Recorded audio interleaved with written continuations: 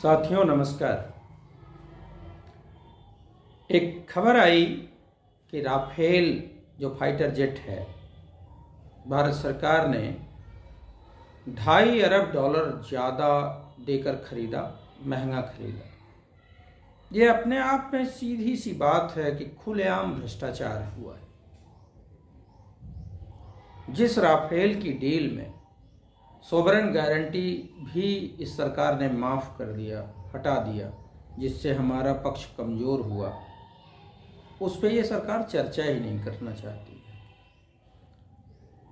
जिस देश की कंपनी से, फ्रांस की कंपनी से ये राफेल खरीदा गया, ये डील हुई, उस देश में उस सप्लायर कंपनी के खिलाफ जांच हुई और उसमें भ्रष्टाचार साबित हुआ।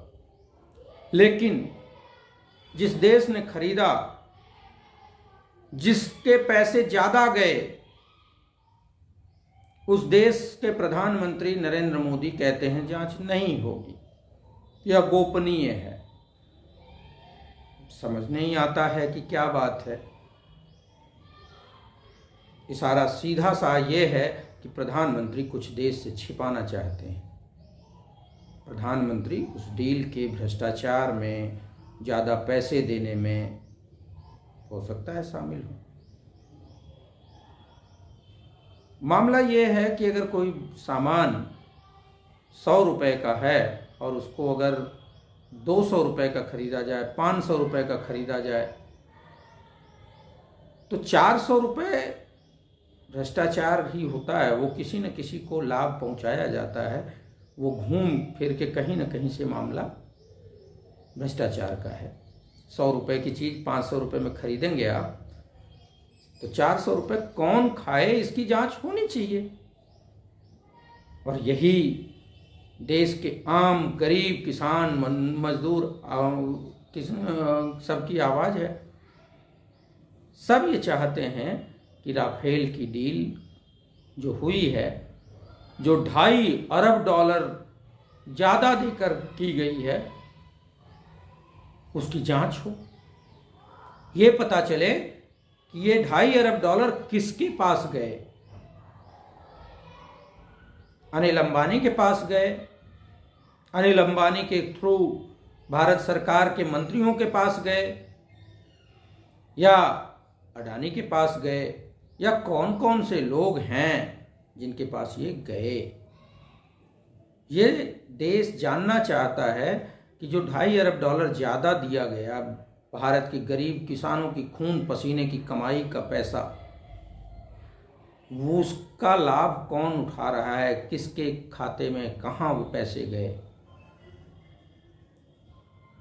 ये सिंपल सी बात है। किसी भी सरकार का ये नैतिक दायित्व है कि अगर उसके ऊपर भ्रष्टाचार के आरोप हैं, चोरी के आरोप हैं, दलाली के आरोप हैं, तो वो जांच कराए। आज भाजपाई बड़ी बेशर्मी से ये कह देते हैं कि आप कोर्ट चले जाओ। बड़ी बेशर्मी से कहते हैं आप प्रदर्शन करो। मतलब कुकृत्य भी करना, भ्रष्टाचार भी करना और बेहयाई भी करना, ये भाजपा सरकार और उनके समर्थकों की खास आदत बन चुकी है कि मोदी जी राफेल डील में ना रक्षा मंत्री को ले जाते हैं, ना विदेश मंत्री को ले जाते हैं, ना वित्त मंत्री को ले जाते हैं, अकेले जाके वहाँ डील फाइनल कर देते हैं और 100 रुपये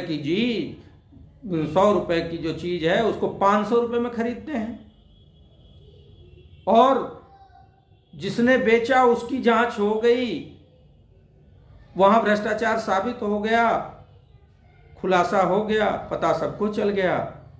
लेकिन भारत सरकार, नरेंद्र मोदी जिसने इस डील को फाइनल कराया, महंगे में उस जहाज को खरीदा, वो जांच नहीं होने देते, वो जांच करने ही नहीं देते। बड़ा समस्या ये भी है कि उन्होंने ऐसे लोकपाल की नियुक्ति की है जिस लोकपाल का पूरे देश में किसी को नाम ही नहीं पता होगा, और वो भी स्वतः संज्ञान नहीं ले रहे हैं। एक बोफोर्स तोप के बारे में झूठा आरोप लगाया, यही भाजपा के नेताओं ने उसकी जांच 33 वर्ष तक चली और सुप्रीम कोर्ट ने कहा कि झूठा आरोप था। एक वो नैतिकता की सरकारें थीं जो अपने खिलाफ जो आरोप लगते थे उसकी जांच कराती थी। इसलिए कि जनता जिन्होंने हमको सरकार में भेजा है, चुना है, उनका विश्वास बना रहना चाहिए। और एक ये सरकार है जो दादागिरी पे उतर आई है कि भ्रष्टाचार भी करेंगे, चोरी भी करेंगे, दलाली भी खाएंगे और जांच नहीं होने देंगे और कहेंगे कि आप कोर्ट चले जाओ, आप मुद्दा बना लो। अजीब स्थिति है। और मीडिया समाज का दर्पण होता था, दर्पण का क्या काम है? जैसा चेहरा है वैसा दिखाना। वो मीडिया एकदम से अपने चरित्र के विपरीत सिर्फ सरकार की भाट दरबारिता करने में लग गया है। बरबस ही ये बात जहन में आता है कि क्या ये जो मेन स्ट्रीम मीडिया है, गोदी मीडिया, अगर ये देश की आज़ादी से पहले होता तो देश आज़ाद होने देता? अंग्रेजों से दलाली खाता और अंग्रेजों की वाहवाही करता। बहुत गंभीर मामला है। नरेंद्र मोदी जी, अगर आपके अंदर जरा सा भी नैतिकता है तो जांच कराइए, नहीं गद्दी से उतर जाइए। मुझे ये लगता है कि प्रधानमंत्री, वित्त मंत्री, विदेश मंत्री और रक्षा मंत्री को उस डील में नहीं ले गए और खुद इस भ्रष्टाचार को अकेले बढ़ावा दिए। मैं उनको इसमें जिम्मेदार मानता हूं क्योंकि उनके रहते ये भ्रष्टाचार हुआ और एकमात्र व्यक्ति वही थे। ना वित्त मंत्री उसमें शामिल थे, ना रक्षा मंत्री शामिल थे, ना ही विदेश मंत्री शामिल थे। तो प्रधानमंत्री नरेंद्र मोदी जी खुद इस भ्रष्टाचार में लिप्त हैं। यही कारण है कि वो जांच से भाग रहे हैं, जांच से दूर होना चाहते हैं। प्रधानमंत्री नरेंद्र मोदी जी को यह भी समझ आ रहा है कि भ्रष्टाचार की जांच अगर सरकार बदली तो जरूर होगी। यही कारण है कि जो स्वतंत्र एजेंसियां ईडी, सीबीआई, इनकम टैक्स, इनका दुरुपयोग करके जनभावनाओं का जो गठबंधन इंडिया बना है उसको तोड़ना चाहते हैं। उसके घटक दलों को एक एक करके तोड़ रहे हैं। नीतीश जी चले गए, भाई उनकी मर्जी, कुछ तो मजबूरियां रही होंगी, यूं ही कोई बेवफा नहीं होता। तो कोई बात होगी तो समय आने पे खुलासा होगा। तो जनता को अब ये इस बात को समझना ही पड़ेगा, समझना चाहिए, इस बात पे जरूर चिंतन करना चाहिए कि एक तरफ प्रधानमंत्री मोदी जी राफेल की जांच नहीं कराते हैं, दूसरी तरफ वीडियो एविडेंस आने के बावजूद 10,000 करोड़ जो नरेंद्र तोमर का बेटा देश से विदेश में ले जाके अफीम की खेती करता है उसकी भी जांच नहीं करते हैं। और सबसे बड़ा कारोबारी मित्र अडानी के ऊपर आरोप लगता है, उसकी भी जांच नहीं कराते हैं। इन तीनों मामलों की जेपीसी से जांच होनी चाहिए थी, लेकिन जांच नहीं हो रही है। जांच सरकार नहीं कराएगी। क्यों नहीं कराएगी? क्योंकि सरकार इन भ्रष्टाचार के मामलों में स्वयं शामिल है। दूसरी बात, इस नरेंद्र मोदी सरकार को इस बात का डर है कि सरकार के खिलाफ जो वोटों के बिखराव को रोकने के लिए इंडिया बना है वो वोटों के बिखराव को रोकेगा, क्योंकि 10 साल में इन्होंने कुछ नहीं किया है, अपने हर वादे से मुकर गए हैं। महंगाई चरम पे, 400 का सिलेंडर 1000 पहुंच गया। पेट्रोल 70 रुपये का पेट्रोल 100 रुपये पहुंच गया।